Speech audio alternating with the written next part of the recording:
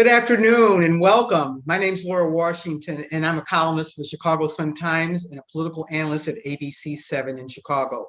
Welcome to Getting Less Than Minimum, Ending a Legacy of Slavery.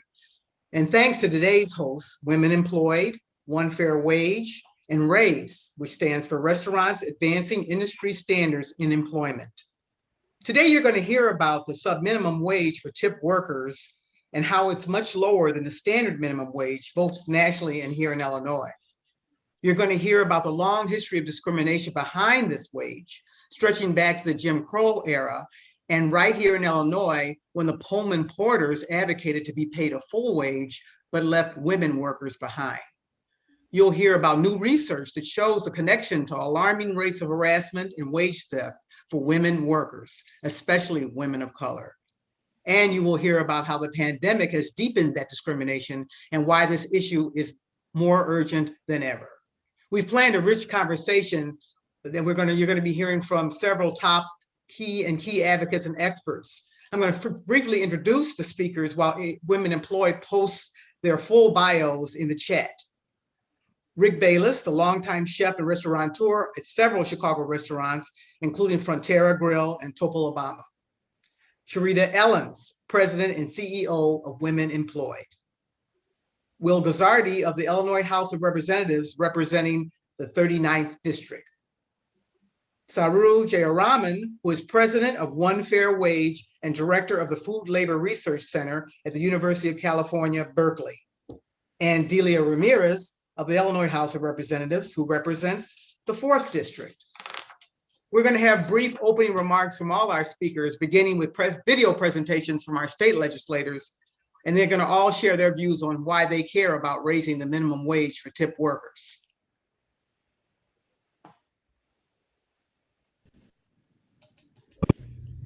Hi, everyone. My name is Will Guzzardi. I'm state representative from Illinois' 39th District.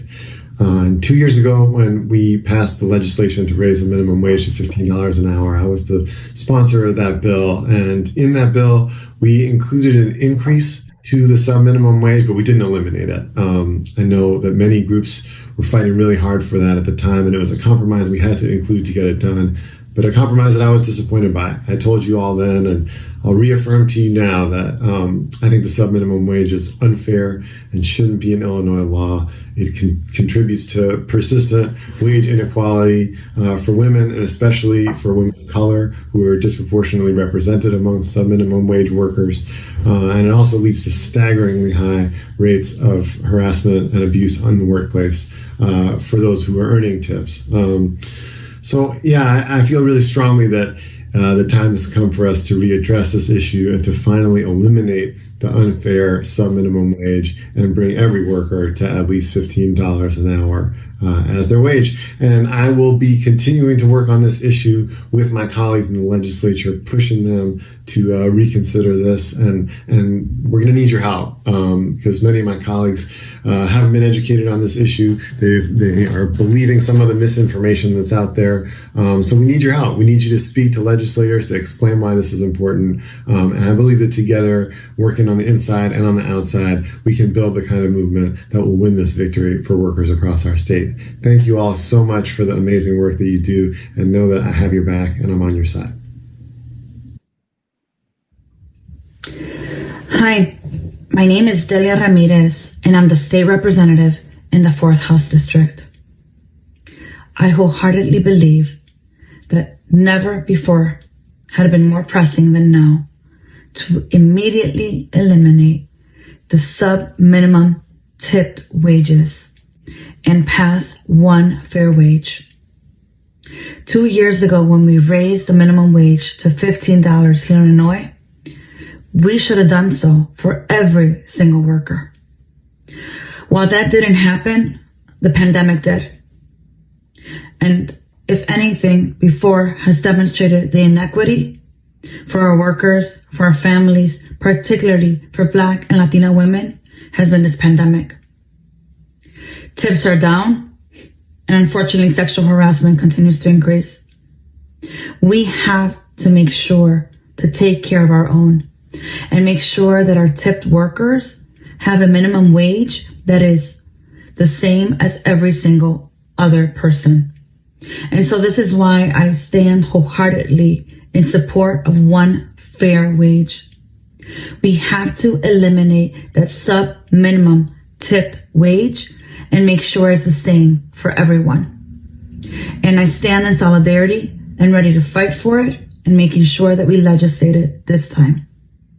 I also call on my colleagues, both in the House of Representatives and in the Senate, to make this an absolute top priority, because we have to eliminate those sub-minimum tipped wages immediately if we're going to be able to give our families, our workers, an opportunity to truly recover from this pandemic. I stand in solidarity. Let's get one fair wage passed now. Thanks to our legislators, and now we'll return to our live panel, and we'd like them to share as well the reasons why they're so passionate about this issue and what is the most important thing that we should be thinking about and that we should know about this issue. I'll start with Cherita Ellens. Thank you, Laura. And so you mentioned that we're going to hear a little bit today about the history of where this sub-minimum wage even came from. So when I think about why I'm passionate about it, and I know that it came from, this legacy of slavery. Once we abolished slavery, and the individuals that were now free, they have very limited options on how they could take care of themselves and their families. So they were either sharecroppers or servants. They cleaned houses, they were waiters, barbers, railroad porters, and we'll hear more about the Pullman porters. But what was allowed to happen was that these employers who could not wrap their brain around the fact that they now had to pay for something that they once received for free, what they said, we'll give you the job, right? We'll let you work these jobs, but you can only earn wages if the customers choose to tip you. And now, centuries later, we're still legally allowing this practice.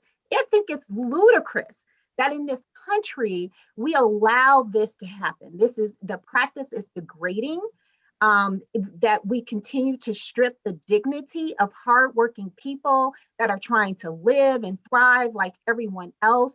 I don't think this is an issue about fairness. This is an issue about racial and economic justice.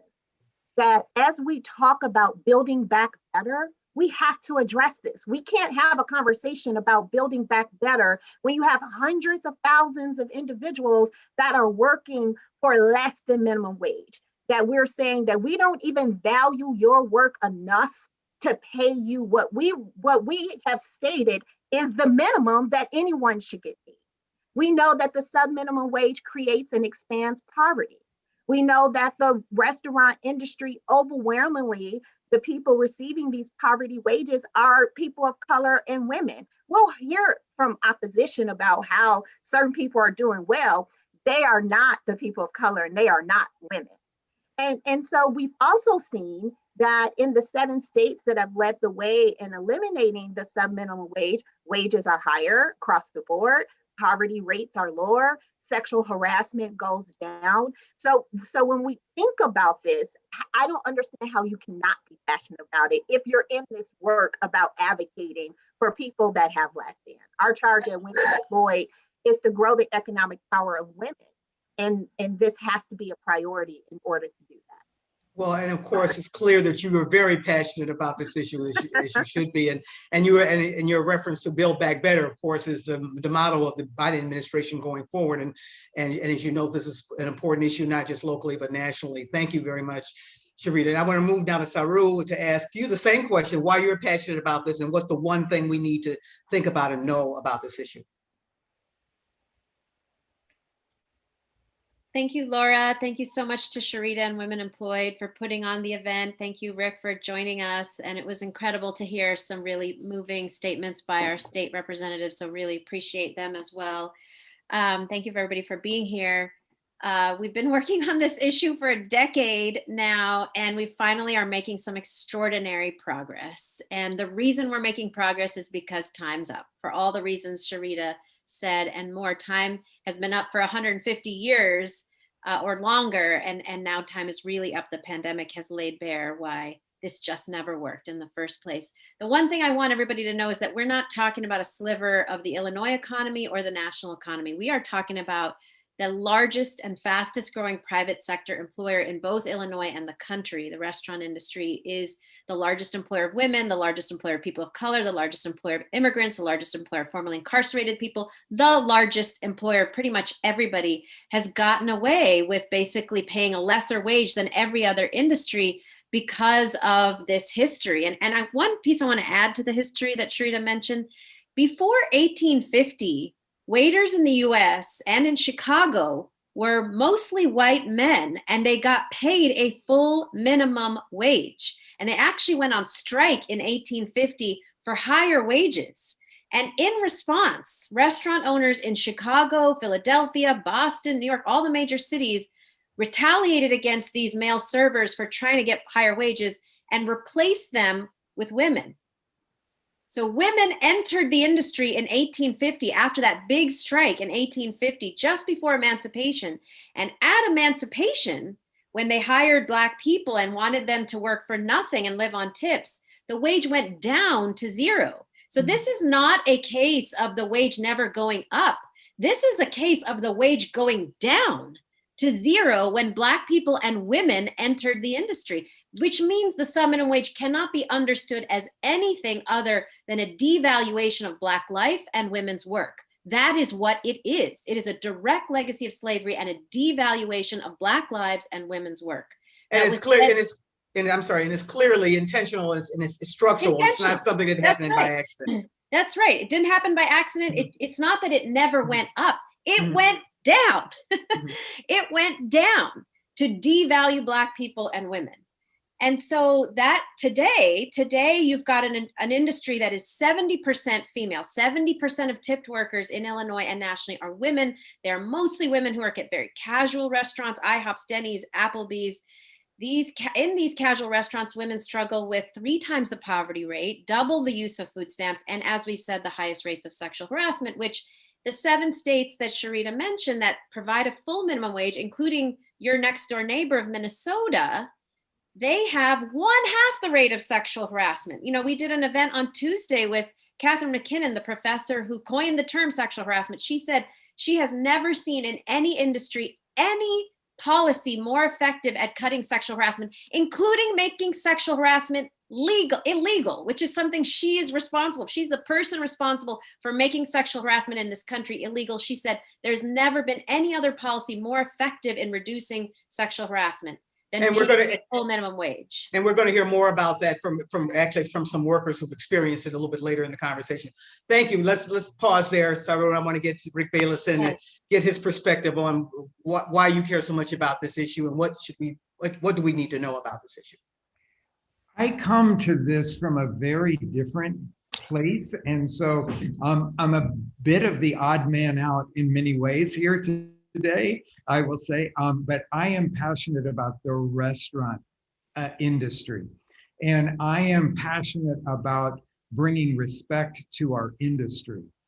I think that probably everyone that's listening to us today knows that when people make jokes about dead-end jobs or the job that you get when you can't get a real job, oftentimes most of the time, it goes to a restaurant job.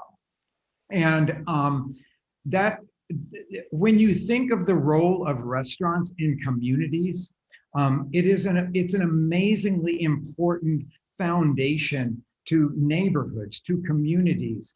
We offer the places where people can get nourished in many different ways. They can get nourished, of course, with the food that we prepare, which oftentimes speaks of a heritage of what families have had, what they've created, what they have brought with them from the countries that they've immigrated from. And they also provide a place where all of the people in the community can come together. We offer one of the last places in our country where people can put their cell phones down and have face-to-face conversations. And I think of restaurant industry as being some of the most noble work that one can do, because obviously without food, we can't live, any of us, and we can't have that sense of community without places to gather. And so my big mission always has been to bring more respect to our profession by sort of leading the way. And when you have sub-minimum wage and half of your staff is working for tips, they are not working for the restaurant. They are working for those strangers that are sitting at the tables that they're taking care of. And what that does is completely undermine the sense of respect that people have for a restaurant, because there is no standard minimum wage here. There is no way for us to be able to say that we're all on the same team, because half of our team is actually working for those people that they've never met before.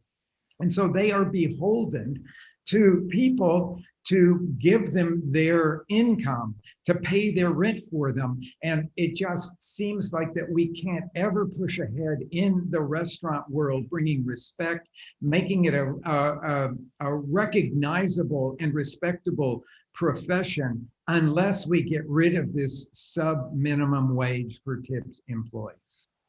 Well, you're making the case that it's about respect and it's about restaurant culture as much as it is about the actual dollar amounts, and there's a very strong connection there. And Rick Bayless, you are not an odd man out. You are an advocate for a very important cause, and your fellow advocates are happy to have you at the table. You have a powerful voice to bring to the table. Thank you. Thank you so much. I'd like to come back to Saru. And Saru, could you just give us an example of this, of what the numbers look like in terms of the sub-minimum wage compared to a regular minimum wage? And then could you talk, there's a new study out by One Fair Wage that really lays out the issue and lays out the impact it's having. Could you share the major findings of that study? Sure. We have several major studies out this week, actually, one on the sexual harassment impacts and one on the pay equity impacts, since yesterday was Equal Pay Day. But yeah, just to speak to the numbers, listen, now, there are 43 states with a sub-minimum wage for tipped workers. Illinois is one of them. The federal sub-minimum wage for tipped workers is still an absurd and ridiculous $2.13 an hour. In Chicago, it's gone up to over $8 an hour. It's still less outside of Chicago in the state. I believe it's around $6 an hour, a little over $6 an hour in the state of Illinois. So while the rest of the state goes up to $15 an hour, you've still got this lesser wage for tipped workers, who again are mostly women, which is why we call it legalized gender pay inequity. You've got a mostly male non-tipped workforce earning the full minimum wage and a mostly female tipped workforce earning a sub-minimum wage. And again, mostly working in very casual restaurants, IHOPs, Denny's, Applebee's.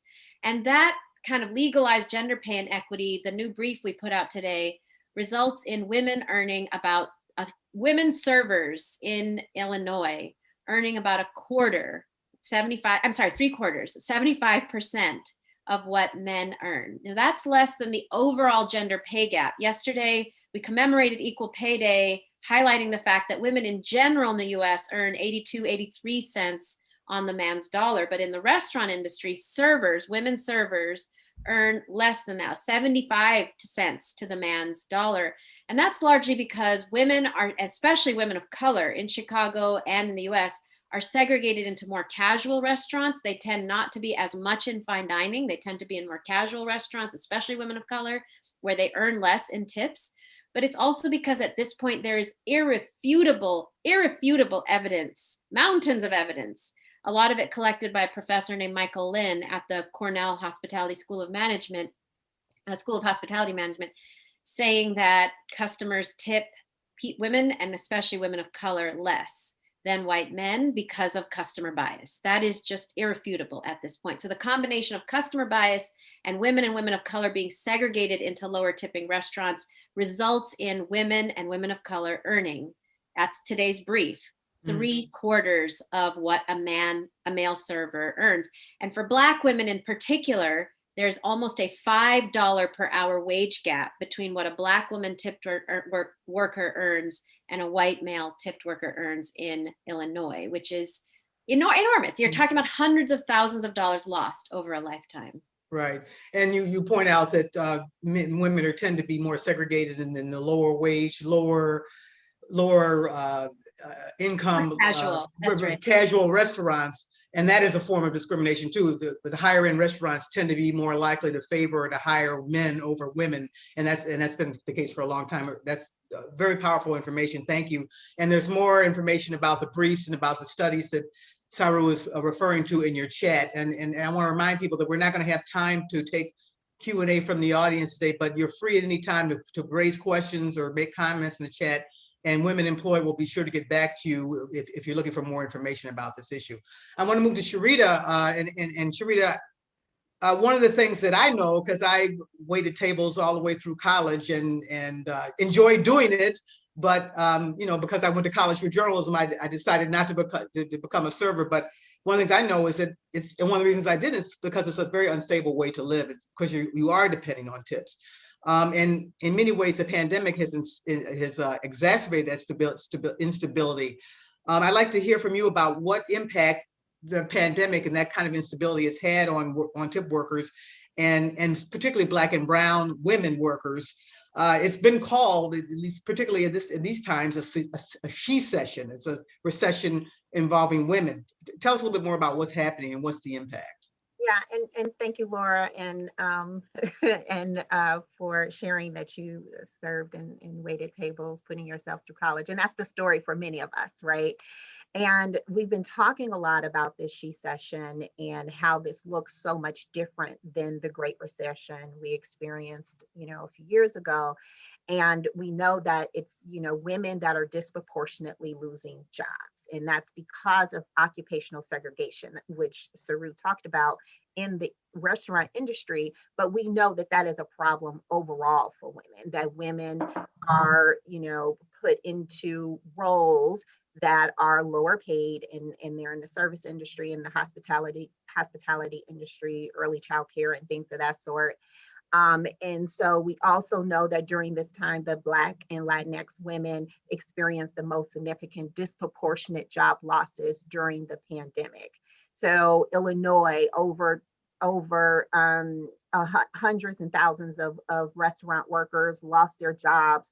And the impact of that is that 60% of all tip workers and 70% of Black tip workers said that they had trouble accessing unemployment insurance because the state said that their tips wouldn't count towards calculating their benefits. Now, these are the same tips, right, that the state is saying you're supposed to count as your wages. But now, when I have to access the safety net that every other American has access to, I cannot access it because now all of a sudden my tips cannot be calculated as a portion of my wages. We know that 43% of all workers reported, customer hostility and sexual harassment during this pandemic. And many workers are, making the decision between going to work and exposing themselves and their families to, higher incidence of COVID, or putting food on the table, or keeping their lights on, or keeping the roof over their head, because again, they don't have access to the safety net. So they have to make ends meet wherever they can. We know that they're working 2 to 3 jobs to make that happen. And you're going to hear a little bit from the workers later, and they can share their story more. Thank you, Cherita. I wanted to move to Rick, and often when advocates talk about this issue, they talk about it as an equity issue. But you sort of suggested this earlier in your remarks. There are other things that are at play here. It's not just about advancing equity, but it's also about creating cultures, encouraging restaurants, teamwork in restaurants, and strengthening teamwork. Could you talk a little bit more about that in terms of, some of the divides that have been created by tipping and the impact it has? Maybe you even have a story you could share from your restaurant about what the impact that has on your culture. Well, I can tell you that that when we talk about having just been through and are still coming out of this great COVID time, this pandemic time, this is giving us the opportunity to reset things and to build back better, as Cherita said, as our government is saying that they want us to do, which I think is the most important thing that we can take away from having gone through this very difficult time. That as we are rebuilding, and I'm not just talking about my own restaurants here in Chicago, but I'm talking about many restaurants here in Chicago, because we have a great network of restaurateurs, chef owners that are meeting regularly to talk about these things, that everyone that has switched to doing the full minimum wage for everybody in many cases, they have figured out different ways that they're dealing with the service part of it or the tips part of it. Lots of different approaches have been used, but I will say that what everyone that I talked to has reported is that suddenly, without having to think about tips, meaning part of our workforce is sort of divided off from the rest, looking for their tips to support themselves. When everybody came back together as a group, sort of as we're emerging from this COVID time, I will say that everybody says that the teams come together. And I can say from my own case here in our restaurants, there's no way that I could bring back service staff and have them be on tips when we had no idea if people were going to come to our restaurant or not. They would have starved to death. And so we started right away when everything was shut down, going to full minimum wage and beyond for all of our staff, and then working together as a team to get things done. And I have never experienced such great teamwork in my life in our restaurants. And so I am passionate and committed to the fact that this is where we need to be. What it looks like in your individual restaurants will probably differ, but right now I can say that just getting rid of the sub-minimum wage for tipped employees is a way to bring our staffs together and do what I'm looking forward to, which is creating a greater sense of respect in our profession. Thank you. Thank you. And I know you mentioned the network that you're a part of, and we're going to talk a little bit more about that later. I wanted to move back to Saru to ask you about the Raise the Wage Act, which was a federal proposal that would have eliminated the federal subminimum wage. It was originally going to be part of this most recent COVID relief bill that passed in Congress, but it was removed from the final bill. What's the outlook of that legislation going forward? Cherita probably will want to talk about a little bit about what's happening in Illinois, but what's happening on the federal level and in other states? Sorry. Yeah, it's exciting. It's still, the Raise the Wage Act is still a live bill in Congress. It has not in any way died or ended. And just to back up a little bit, the Raise the Wage Act proposes a full minimum wage of $15 an hour and full elimination of the subminimum wage for tipped workers, workers with disabilities, and youth. It already passed in the US House of Representatives in 2019, actually, 2 years ago. And most recently, it passed again in the House. It was introduced as a standalone bill in both the House and the Senate at the end of January. It was included in the House COVID package and passed in the House.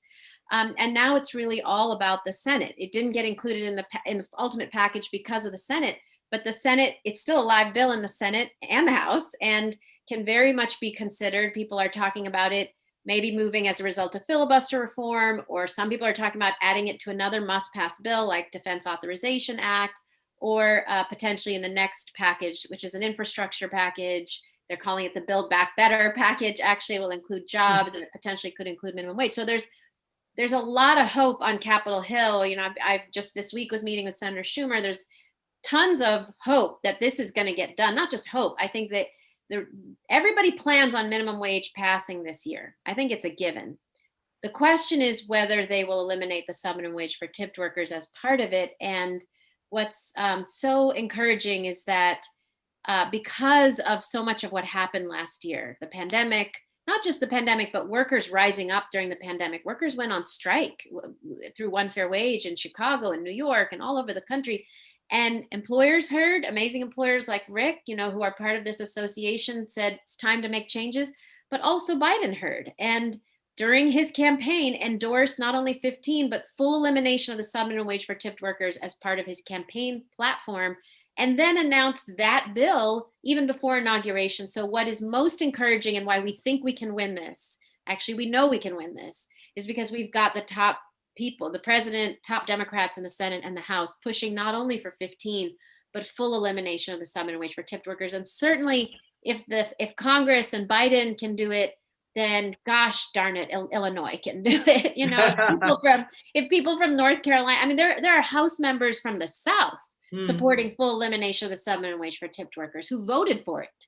So gosh darn it, Illinois can do it too. Is that right, Cherita? Can Illinois do it? You're working very hard on this issue right here. Give us an outlook on this and where things stand and what needs to be done in Illinois. And much like what happened at the federal level, right? It was a part of the increase to minimum wage. It was negotiated off the table. We heard from representative earlier that talked about that. We are going to forge ahead. We're going to form a coalition, and we'll talk a little bit later about how we can do that and tackle this as a one single issue. It's not going to be a part of something that can be negotiated away. We are going to have to deal with this head on. And I do believe the direction that Illinois is moving, the progressiveness that is coming out of the legislators in Illinois, I truly believe that we can get this done in the state of Illinois. It's high time that it happens. Now, do you see your outlook is for this upcoming legislative session or veto session, or no? What is it look like? Not that soon. Not that soon. Not that soon. It would have to be a bill already in place, and there isn't one already in place. So it would have to take for the next legislative session. And there's a lot of groundwork to cover between now and then to make that happen. There was someone just in the chat that just talked about how they just weren't aware. They weren't aware that this is happening. They aren't aware of the history. They don't even know who's all included in tipped workers, that it isn't just restaurant workers. So we really have to do a lot to educate folk about what this is and how it's impacting people and how it's impacting lives, and demonstrate the proof of how it can improve certain things based off of the 7 states that have already moved forward to this done. So there has to be a lot of awareness building, and Chef Bayless, there has to be a lot of work within the restaurant industry itself and with employers to bring them aboard so that they can see that they can do this and still have a viable business model, right? And I'm glad you raised that, because Will Gazzardi pointed out that there's a lot of misinformation out there. Maybe among a lot of it's coming from employers, or it's among employers. Can you talk a little bit about what are the myths or misunderstandings about this legislation, and can you correct them? Yeah, I think there's a couple things. There's one, the misinformation that it doesn't exist.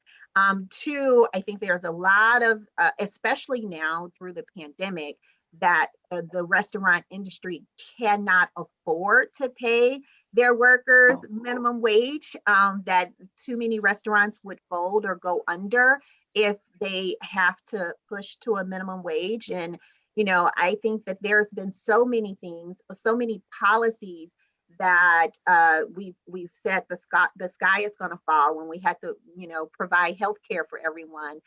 When we increased the minimum wage, everything was going to shut down, everything was going to close, and we see that didn't happen, because we're not talking about flipping a switch and that tomorrow all of a sudden you're now going from $6 an hour to what the minimum wage will be in Illinois, $15 an hour. There is an on ramp. There is time.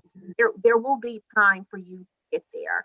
And there are examples of how it's working. There's also this misconception that workers don't want it because they don't want to give up their tips. We're not asking workers to give up their tips. We're saying minimum wage, tips on top. But we're not asking workers to give up the tip. There's a misconception that customers will stop tipping once they find out that the workers are making more. Most customers have no idea that the workers are making sub-minimum. Sure. Tips are not going to change. So there's just a whole slew of bad information that's out there to sway people, to scare people. These are scare tactics. These are, that's coming from opposition that we have to stop. Dr. King said that there should be dignity in all work, and all workers should be treated with dignity. And that means that if I am working, I should be able to put a roof over my head, keep my family safe, send my children to school. And if we are allowing people legally to make less than a minimum wage, which we already know the minimum wage isn't a living wage, we are essentially telling them that we don't value them. We are essentially telling them that they don't get to live in dignity, that they cannot provide a safe environment for their children, that they can't send their kids to good schools because they can't live in neighborhoods, they can't afford to live in neighborhoods that have quality education. So those are the messages that we have to get out there to counter the other side. Thank you. Rick Bayless, you've been nodding your head a lot. Is there anything you wanted to add to or comment on it? Thank you, Laura. I cannot say more positive things about what Cherita just said, because I am so on board with all of what the way that she has put it. It's those Dr. King's words that there should be dignity in all work echo through my head all the time, because there is no work that is not work that deserves respect. And I will say that one of the things that we have seen during this whole pandemic time is that restaurants are incredibly resilient. They have figured out ways to pivot and make new revenue streams coming in, to figure out how to do things.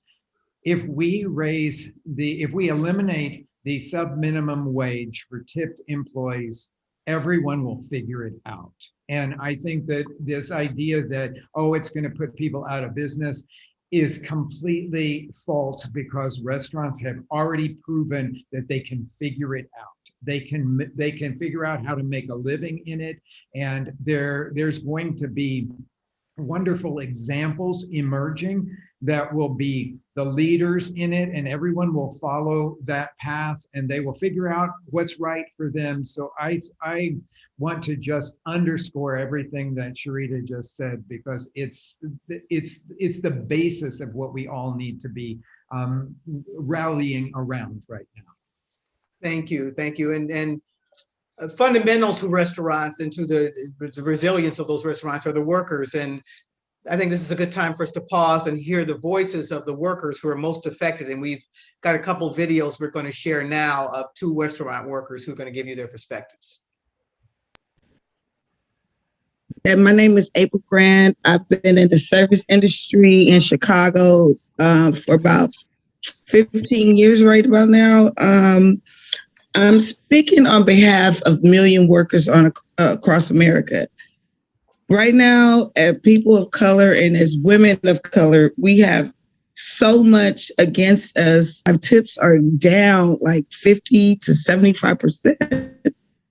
And I'm lucky I'm single, but I don't know how I can feed my family off of that, and it gets worse from that, and then we have to deal with constant abuse and sexual harassment, and when people want to see us without our masks, and we have to deal with safety issues. Like one of my last jobs before the pandemic hit, I was kind of exposed to COVID through a worker, and they didn't even tell us about it. So until like the weekend after. So just imagine at that point, during this situation, how we're feeling. I don't get unemployment. I don't get no health insurance. If I go to the doctor, I have to pay for one medication, literally cost me like $400. And I can't afford that. Being a tip worker, it's just really hard, and we just need to get through this. We need $15 an hour plus tips, and we need the COVID relief. I don't even qualify to get the tips or the taxes. I don't even get the stimulus money. I'm over here drowning, you know, just by the grace of God and support and One Fair Wage and others organizations, I'm getting by, you know. So it's just really hard. It's really hard. If you want to support us, you have to be behind us because we are your force behind you. Hi, everyone. Thank you for having me on the panel again. My name is Gabrielle. I have been working in the service industry for 11 years as a tipped worker. I have been sexually harassed in the workplace. This harassment comes from coworkers, customers, and will threaten your tips. When young and grinding your butt off, you're exposed to new experiences and environments along your journey. Years ago, when I started working in the service industry, I was a victim unknowingly to sexual harassment at work. I would be scheduled to work private events with the general manager and his selective team that kept a very tight mouth on anything that would count as misconduct. I have been touched below the waist and then warned against losing my job if I didn't stay in line or keep it in place, ultimately leading to shifts being limited from the owner because I was a disruption for speaking out. I found it particularly exclusive to the men that held power in the workplace, who were very territorial and confrontational when up against. Worst of all, I felt a sense of powerlessness because I relied on these men to schedule my shifts to earn tips. I had to let them do what they wanted, and I couldn't say anything when they made me feel uncomfortable because my livelihood depended on it. Women of color face more discrimination across every industry. As a tipped worker, the tip is optional. There is no running down a customer to ask them why. If there's nothing on the table left for you, then there's nothing left for you. We deserve the right to live without struggle. We deserve the right to fair wage. Thank you. Thank you, April and Gabriel.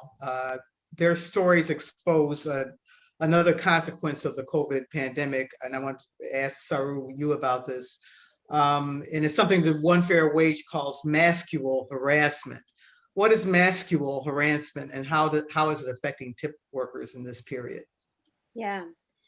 So we've been calling what the pandemic exposed in the restaurant industry as the pre-existing condition in the restaurant industry. There was a pre-existing condition of poverty, of race and gender inequity, and sexual harassment. Because again, even prior to the pandemic, you had a mostly female workforce with the highest rates of income, insecurity, highest 3 times the poverty rate of other workers, using food stamps at double the rate, not able to make ends meet. These are mostly women working in IHOPs and Denny's and Applebee's with the highest rates of sexual harassment. That was the pre-existing condition. We can tell you so many workers who talked about struggling before the pandemic, living in their cars, having to live on food stamps. I say this because we focus so much on what happened to the industry with the pandemic, but people have to know that workers have been struggling for decades in this industry trying to get by. And with the pandemic exposed that pre-existing condition. So 6 million restaurant workers across the country lost their jobs. 1 in 4 workers who lost their jobs during the pandemic was in the restaurant industry. 60% of tipped workers, as Cherita said, couldn't get unemployment insurance for 2 reasons. Both, as Cherita said, because the government wouldn't count their tips, but also because in most states, the government said your wages are too low to qualify for benefits. And then they went back to work because they felt they had to before they felt safe. And when they did, like April, about 70% of workers said tips are down, 50 to 75%, because sales are down. As Chef Bayless said, sales are down, so tips are down naturally. And then they're asked to enforce social distancing and mask rules on the very same customers from whom they had to get tips, which is an impossible situation. And 60% of workers said, if I try to enforce these rules, they tip me less. So I'm just not going to do it. And guess what, everybody? That is a dangerous situation, not just for them, but for all of us. As restaurants reopen, if they don't feel empowered to enforce these rules that we desperately need them to enforce because they need tips from those customers, we're all at risk. a study just came out that the New York Times reported on a few Sundays ago that the cities and states that open restaurants the fastest, saw spikes in COVID. And that's because restaurant workers have not felt empowered to completely enforce these rules. It's a dangerous environment, and it's more dangerous because these workers don't have the power to do it because they live on tips. But listen, the worst part is what you mentioned, that 40% of workers said sexual harassment went way up during the pandemic in the industry that already had the highest rates of sexual harassment. And hundreds and hundreds and hundreds of women reported to us from across the country, including Illinois, that they're repeatedly asked to take off their masks so men can judge their looks and their tips on that basis. I mean, we actually created a report that I think has been put into the chat. We actually just printed verbatim the comments that women told us had been said to them. 6 pages of about a couple hundred comments that women submitted to us. Take off your mask so I can see how cute you are before I decide how much to tip you. Take off your mask so I can see if the bottom of your face is as cute as the top of your face before I decide how much to tip. Take off your mask. I want to see the pretty face of my server before I tip.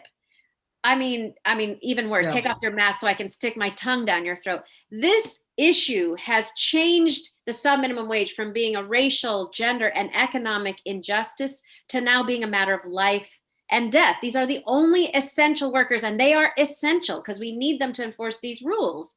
Right. They are essential, and they're the only essential workers being asked to remove their protective gear to get their income. That's horrific. And not only is it personally insulting and personally compromising, but they're being asked to put their health and safety in danger. It's horrific. Thank you for sharing that. Just one more reason why this issue is so important. I want to go to Rick. You'd mentioned earlier that you're working with other restaurant owners around these issues, and Frontera Grill belongs to a national network of restaurant owners that are committed to taking, as you put it, the high road to profitability, and that it involves a commitment to this issue and a commitment to racial and gender justice. Could you tell us a little bit more about that program and how it works and why you're a part of it? Well, I'm a part of it because I think that there's power in numbers, number one. That we just had our 34th birthday on Clark Street here in Chicago. And since day one, we have been espousing all of the same sorts of things that High Roads Kitchen talks about and wants to put out there. But at the same time, one voice isn't enough to make a big change in the culture of the restaurant industry and culture in general. And so I was really happy to join the High Roads Kitchen group because we can have some power in our numbers. We can, in our own ways, espouse the racial justice and gender justice and equity and pay. We can do all of these things together as a group, and we can share together different ways that we are handling, moving not only our cultures, but our economic model into what we believe is going to really be reflective of what an industry that is based on respect and passion can really do, because people usually work in the restaurant business because they're passionate about some part of it, whether it's taking care of guests in the front of the house, as we call it, or making beautiful food in the back of the house. We're passionate about something, and we have chosen to be in this profession because we love it. And the whole idea that some people, as we heard from the 2 restaurant workers, can go to work and bring their passion to it in spite of the fact that the workplace doesn't support justice, doesn't support integrity, is something we just have to do away with. Because again, to go back to those workers, they deserve respect. Because there is dignity in the work that all of us are doing. So I will say that I'm part of this movement because I want to see us not only band together and say there is another way to operate, but we can hopefully affect legislation as well, because I will tell you that until we get legislation on our side, it's going to be hard for everybody to jump on board. We really do have to pass these laws. We have to eliminate the subminimum wage so that we can get a level playing field for all restaurants. And then we can start to work on all the rest of the things that have to do with restaurant culture and the way that we bring equity to front and back of the house, depending on what kind of restaurant you're working in. How big is this network, the High Roast network, and how long has it been around? I wish I could tell you all those details, but I don't have them. But Saru probably can tell us all of the details of that. Yeah, we've been building this network of restaurant owners over the last decade, but the pandemic really kind of blew it open. So many restaurant owners have come forward, either because I think, like Chef Bayless said, there's been a moment to recalibrate, rethink, how do we do things? Also, the murder of George Floyd brought a lot of restaurant owners to us saying, it's time, the time has come to end this legacy of slavery and source of racial inequity. So whatever the reason, we're so thrilled that there's a new opening to make change. Yes. Okay, we're going to be start to wind down because we want to get to that change in ways that all of us can participate. Cherita, I wanted to just come back to you though, just to ask, obviously this is urgent. The pandemic has made it very urgent. If we don't act soon, what do you see as the long-term consequences of the status quo, of staying in place? I think we're living in the long-term consequences right now. We are experiencing the long-term consequences of not dealing with this, decades ago, and definitely not dealing with it pre-pandemic. And what the pandemic has laid bare are all of those foundational cracks, all of those cracks in our, in our systems and our structure that, show how easily we can weaken our economy and put individuals disproportionately behind in terms of their economic future. So I think the long-term consequences is more of the same, more harassment, more poverty. I think that, the restaurant industry will begin to see a decline in the quality of worker that they're able to attract if they don't do something about the conditions within their workplace. So yeah, I don't think we need to spend a whole lot of time on that because I think we're experiencing it right now. We're in it right now. All right, so Saru, I wanted to come back to you and with this question about what can we do. I know Cherita's going to does give us a call to action on a number of different levels, but what can we do as individuals to help advocate for this cause? Yeah, I'll mention a few things and then would definitely want Cherita to say about the state level stuff. But as Chef Bayless said, we have this association of fabulous restaurant owners. You can see the restaurants that are part of it at highroadrestaurants.org, H-I-G-H, highroadrestaurants.org. Definitely support the restaurants that are doing the right thing. But more importantly, every time you eat out, we'd love it if you as a customer you could just show it on your phone to the manager or employer, wherever you eat out, and say, hey, I love eating out here. I love the food. I love the service. But I'd love to see you join forces with Rick Bayless and Tom Kalikian, amazing restaurant owners around the country who believe in a better future for this industry. And I think as a customer, I'd actually have a better dining experience if everybody was paid well and treated well. So I'd love to see you join forces with this group. And then if they say yes, put us in touch with them. So that's number one, is you as a consumer can help us recruit a lot more Chicago restaurants into the fold. Two, if you're willing to help us push on the federal level, you can go to onefairwage.org/take-action and send a letter to your Congress, to senators who are saying no to this right now. We think we can push them. And then lastly, if you've ever worked in the industry, we want to uplift your stories. And so many people here I notice have worked in the industry in your youth or at some point. Just go to onefairwage.org/stories, because we're trying to get a lot of stories out there about why we need to end this pre-existing condition. And I'll note that there's a link in your chat to the High Road Restaurant website, and maybe we could put a link in there about telling your stories as well. Great ideas, great strategies. So Cherita, I'll bring it back to you to round it out, to tell us what we need to do right here in Illinois and what the outlook is going forward and what you need in terms of the important advocacy you're doing. Thank you so much. So yesterday, right, was Equal Pay Day for the average woman. And I need everybody to know that we are not going to close the gender and racial pay gap without eliminating the subminimum wage. We cannot advance gender pay equity without also advocating to eliminate the subminimum wage.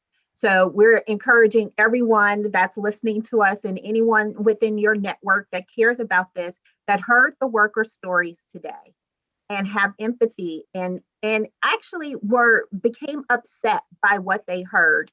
We want you to join us in this fight for a full and fair wage in Illinois. We know that if all of us band together, that we can make this happen. So there's one thing that you can do. You can visit womenemployed.org/fair wage, and I believe they are putting that in the chat right now, to sign on as an individual, as in an organization, as an employer, as an advocate. There is a role for everyone in this fight. So if you're interested in advancing the work, go to that website so that you can sign up. When you sign up, you'll get all, you'll receive updated information about when we're doing media alerts, when we're having meetings, when we're doing rallies, when we're calling legislators and things of that sort. So there's a way that you can sign up to do that. And then I just want to add one thing to what Saru said. As an individual, until we pass this law, because we know, as Chef Bayless said, until we mandate everyone to do this, there are still going to be tons of restaurants that are paying sub-minimum wage. As an individual, when you go out and you eat and you receive this service, tip your servers, tip them. Do not take out on them because your food took too long to come out. That's not their problem. That's the manager who's getting full minimum wage, and then some. So if you have a problem with that, go to the manager and you tell them that you want a discount off your bill, not off your tip. Tip your workers. And it's not just restaurant workers. Anyone that you call on for a service. It could be your nail technician, it's your hairstylist, it's the porters that are at the airport that are carrying your parents from the gate to the plane. Tip them. Until we can get this law passed, take it upon yourself to make sure that you are not the reason why they can't put food on their table. You gave us our marching orders, and there's plenty of ways that everyone can help and participate, whether you're a diner, whether you're a legislator, whether you're an advocate. And I want to thank our guests, folks who joined us today in the audience. I want to thank our stellar panel. I want to thank the very hard and very dedicated, passionate workers that you heard from, and the legislators who are out in front of this issue, who all shared their voices today. Thanks to the sponsors, and have a great day. Thank you.